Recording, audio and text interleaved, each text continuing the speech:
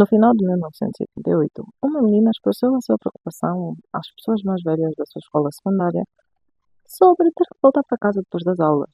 Só que essa equipa da escola acionou então a polícia, que entrevistou essa rapariga, durante o qual ela alegou que o seu pai adotivo a estava a molestar, estava a abusar dela sexualmente e não só.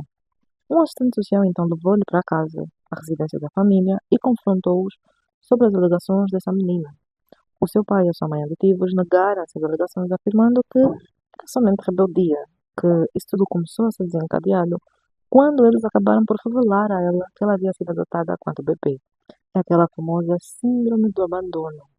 Pouco tempo depois desse incidente, esses pais adotivos acabaram por mudar-se para uma casa móvel, uma área rural, do condado de Allegan, e ela desapareceu lá.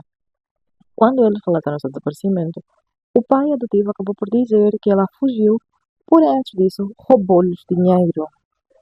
Esse caso foi classificado como uma fugitiva em perigo. Hoje nós vamos falar sobre esse caso, mas antes de mais, sejam muito bem-vindos ao canal. Eu sou a Diana e aqui nesse pequeno podcast eu vos trago casos criminais reais, bastante importantes porque nós precisamos sempre lembrar da vítima. Não é à toa que eles precisam ser casos resolvidos, por mais que muitos ainda não tenham sido. Então, se você gosta desse conteúdo, não esqueça de se inscrever, deixar o seu like, isso é bastante importante. Aproveita desde já, pega a sua pipoca, a sua água com açúcar, talvez o seu cobertor, aumente o seu volume e vamos para o nosso caso de hoje. Andrea Bowman nasceu então como Alexis Miranda Bagder em 23 de junho de 1954. Filha então de Katie Tertman, e ela nasceu em Nova Orleans, Lusíadas. Katie Tertman, a sua mãe biológica, tinha então 15 anos quando a Andrea, ou então Alexis, nasceu. Só que como ela era muito jovem, ela não tinha como cuidar de uma criança, a mãe dela aconselhou-lhe a dar então a bebê para adoção e que ela teria uma vida melhor, uma família perfeita. E essa ideia ficou a ecoar na cabeça da Katie. Ok, a minha filha vai ter uma vida perfeita, uma família que eu não posso dar. Então ela acabou por dar a sua filha para adoção com 9 meses de idade. E ela acabou por ser adotada por Dennis e Brenda Bowman, em Michigan. Dennis e Brenda eram um casal muito religioso que acabou por ficar junto, porém eles não conseguiam engravidar. Depois de muito e muito tempo à procura, eles acabaram por receber então a notícia que havia uma bebê recém-nascida, de semanas para adotar. Só que depois a moça da casa de adoção acabou por dizer, olha, não é bem assim, é que o bebê tem 9 meses, então provavelmente vocês não vão querer, e está tudo bem. Porém, eles decidiram que iam adotar, e adotaram a nossa querida Alexis, ou Andrea, como mais tarde ficou conhecida. E uma coisa que vocês precisam saber sobre o Dennis Bowman é que na época do desaparecimento da Andrea, o seu histórico criminal era bastante notável. Em 1990, ele foi preso depois que uma jovem alegou que ele tentou atraí-la para uma zona arborizada para o oeste de Michigan e acabou por agredi-la. Ele declarou-se culpado por agressão após fazer um acordo com os promotores. Pouco tempo depois, especificamente 13 anos depois, a fotografia de Bowman foi exibida no videoclipe da música Runaway Train de Soul Aslan, entre outras crianças desaparecidas. Em 98, Dennis Bowman foi preso por invadir a casa de um colega de trabalho no condado de Oakland para roubar itens, incluindo lingeries femininas. Antes da sua sentença no caso, Dennis mencionou a sua filha desaparecida em uma carta ao juiz, onde ele diz: sou pai de duas filhas adoráveis, uma de 25 e outra de 11 anos, e sinto que ser pai é uma das coisas mais importantes e que nos faz pensar e refletir.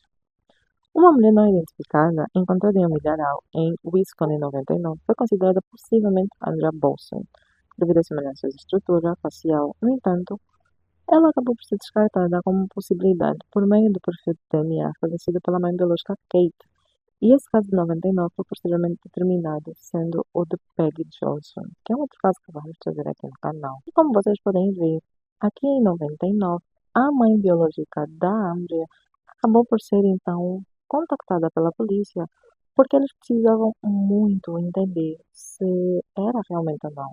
E como os Bowmans eram só os pais adotivos, eles não tinham nada para fornecer para poder fazer a identificação. Eles foram atrás da Kate e foi a partir dali que ela envolveu-se no caso, porque a Kate tem um papel muito importante nessa investigação toda, na verdade, isso nós acompanhamos muito. em um documentário que está na Netflix, porque foi graças a ela que, na verdade, descobriu-se tudo.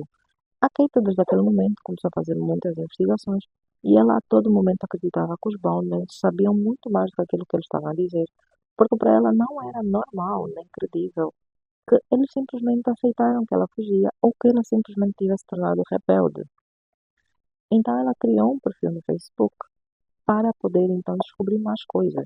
Então várias e várias amigas da onde acabaram por entrar nesse perfil e dizer eu estudei com ela, eu conheço ela, olha, eu sei, não sei o quê, enfim, já tive algum contato com ela. E foi a partir daí que a Kate então descobriu que a Andrea já se queixava muito e muito, tanto na escola quanto as suas amigas, sobre tudo o que acontecia na casa dela. No caso, com os pais adotivos, as porradas que ela levava, o facto da mãe biológica ignorar absolutamente tudo o que o pai dela fazia com ela, isso simplesmente porque eles conseguiram ter uma filha biológica. Muitas vezes a Ângela já tinha fugido de casa para poder ficar na casa de uma amiga, simplesmente para poder fugir daquilo tudo. Só que com o nascimento então da sua irmã mais nova, ela simplesmente não quis afastar-se mais, porque ela tinha medo do que tudo o que fizeram com ela acabasse por ser feito então na sua irmã. Passado um tempo, apesar da polícia não ter conseguido vincular então o pai adotivo da Andrea, o Dennis Bodman, ao caso dela, ela acabou por ser preso em novembro de 2019 pelo homicídio não resolvido de uma rapariga chamada Kathleen Doyle, de 25 anos, em Norfolk, Virgínia, ocorrido em 11 de setembro de 1980. Durante esse período, o Dennis estava em meio a um processo judicial pela sua tentativa de agressão a uma jovem, embora não tenha sido pedido a comparecer às audiências por um período de 2 semanas, em setembro de 1980, alegando ser membro da Reserva da Marinha dos Estados Unidos e ter que participar de um treinamento de 2 semanas. E lembrando que foi durante esse suposto treinamento que ele matou essa rapariga.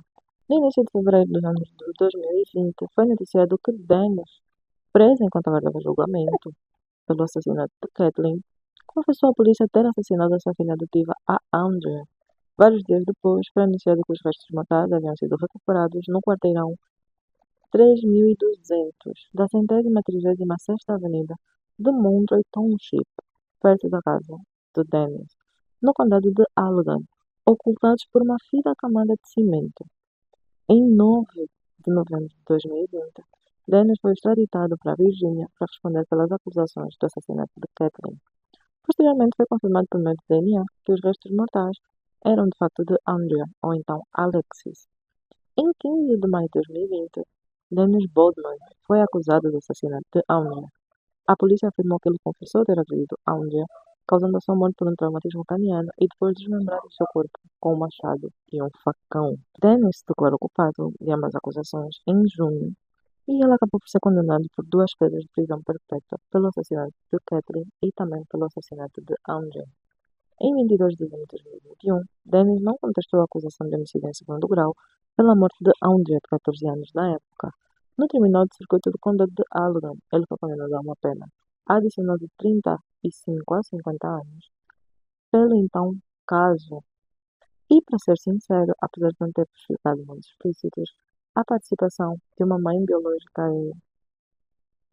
é uma das coisas mais intrigantes, vou assim dizer, do caso, é que apesar de tudo o que aconteceu, da polícia já ter tido descobertas, já ter feito toda a investigação, é que muito antes da polícia chegar a essa ideia de que seria o Dennis o culpado de tudo, lembrando que essas investigações demoraram 30 anos, a Kathy, desde que se meteu nessa história lá em 1988, ela sempre acreditava que aquela família tinha alguma coisa a ver.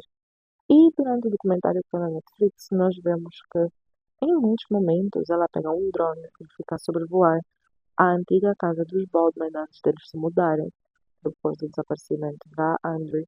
E tem uma coisa que vai mudando de lugar, algo como se fosse um vaso de terra, algo parecido. E ela achava isso muito suspeito. E ela diz: eu sei que o corpo da minha filha deve estar nesse terreno, eu só não sei onde, mas eu sei que está. E quando a polícia descobriu tudo isso, ficou um caso assim, epá, algo estranhíssimo, porém, que no final acabou por fazer todo sentido.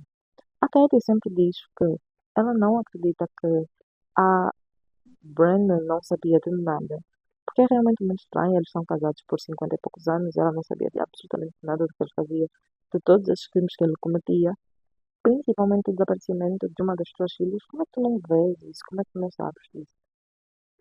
Mas é importante nós lembrarmos que há coisas que acontecem dentro da nossa casa que realmente são muito difíceis, não só de ver, como de entender, como é que naquele momento nós não vimos nada disso.